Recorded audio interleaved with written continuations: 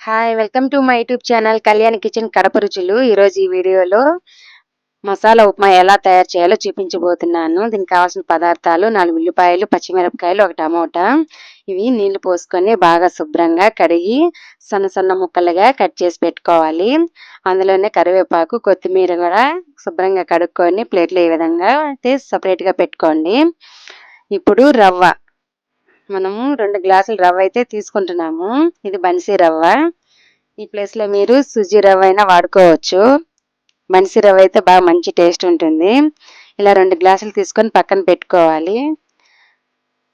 Stove వెలిగించి కడాయి పెట్టుకొని అందులో 8-9 వరకు ఉంటుంది ఆయిలు.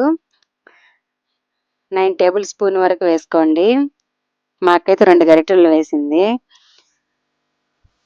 ఇలా పోపు దినుసులు వేసుకొని అవి చిటపటలాడిన తర్వాత టమోటా, ఆనియన్, పచ్చిమిరపకాయలు, కరివేపాకు, కొత్తిమీర అన్నీ వేసేయండి. ఒకేసారి వేసేసి మీడియం ఫ్లేమ్లో వేయించుకోండి. ఇలా మెత్తగా అయితే చాలు మనకి. ఇప్పుడు 2 గ్లాసులు రవ్వ తీసుకున్నాం కదా, 4 గ్లాసులు వేసుకోండి వాటరు. మెత్తగా రావాలంటే బాగా పొడి పొడిలాడుతూ స్మూత్గా ఉంటే ఇంకో హాఫ్ గ్లాస్ ఎక్స్ట్రా వేస్తుంది. ఇది కంపల్సరీగా వేసుకోండి. 2కి 4 వేసుకుంటే కొద్దిగా గట్టిగా వస్తుంది. హాఫ్ గ్లాస్ ఎక్స్ట్రా వేయండి. స్మూత్గా తినేటప్పుడు బాగుంటుంది. ఇలా ఎసురు మరిగిన తర్వాత ఒక చేత్తో రవ్వ వేసుకుంటూ ఒక చేత్తో కలపెట్టుకోవాలండి. లేదంటే ఉండలు కట్టేస్తుంది బాగా, అంతగా బాగోదు. ఇలా కలపెట్టుకొని ఒకసారి మూత పెట్టుకోవాలి. 2 నిమిషాలు మీడియం ఫ్లేమ్లో ఉడికించిన తర్వాత మూత తీసి ఇంకోసారి ఇలా మొత్తం కలపెట్టుకోండి. ఈ విధంగా కలపెట్టుకొని మూత పెట్టేసుకోండి. ఒక నిమిషం పాటు ఉడికించుకోవాలి. అంతే, వేడి వేడి ఉప్మా అయితే రెడీ అయిపోతుంది. చూస్తూ ఉంటేనే అర్థమవుతుంది కదా, బాగా పొడి పొడిలాడుతూ స్మూత్గా ఎంత బాగుందో. బాగుంటుంది టేస్ట్. ఉప్మా అయితే మనకి రెడీ అయిపోయింది.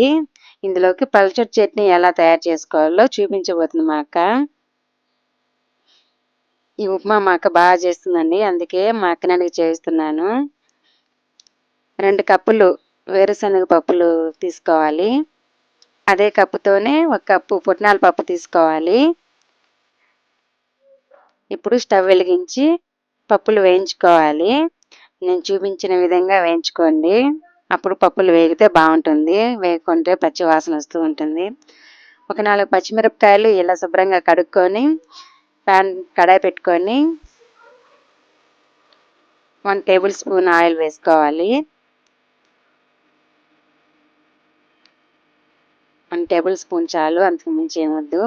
మాకైతే ఈ విధంగా చేత్తోనే తుంచి వేస్తుంది. మీరు కట్ చేసుకొని వేసుకోవచ్చు పచ్చిమిరపకాయలు. ఇలా వేయించుకొని పల్లీలకు పొట్టి తీసేయాలండి. అప్పుడే చట్నీ మంచి కలర్ కూడా ఉంటుంది, టేస్ట్ కూడా ఉంటుంది. పచ్చిమిరపకాయలు, పొట్టు తీసిన పల్లీలు, పుట్నాల పప్పు వేసేయాలి. అందులో చిన్న ముక్కలు ఆనియన్ వేసాను. ఖచ్చితంగా వేసుకోండి. ఉప్మా చేసేటప్పుడు 4 పీసులు పక్కన ఉంచుకున్నాను. టేస్ట్కి సరిపడా ఉప్పు వేసుకున్నాను. ఇప్పుడు పోపు పెట్టేసుకుందాం. స్టవ్ వెలిగించి అదే ఆయిల్లోనే పచ్చిమిరపకాయలు వేయించుకున్నాం కదా, అదే ఆయిల్లోనే పోపు దినుసులు వేసుకోవాలి. అది ఆవాలు, గార్లిక్ అండి.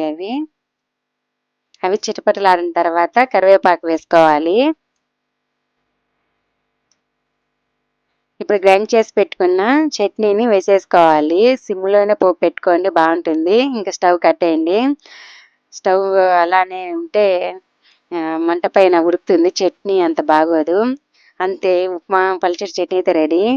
ఇది తినేటప్పుడు జ్యూసీగా ఇంకా తినాలనిపించేలాగా భలేగా ఉంటుంది. ఒకసారి ఇలా ట్రై చేయండి, ఎప్పుడు తినకంటే. ఇంకో మంచి వీడియోతో వస్తాను. Thanks for watching. బాయ్.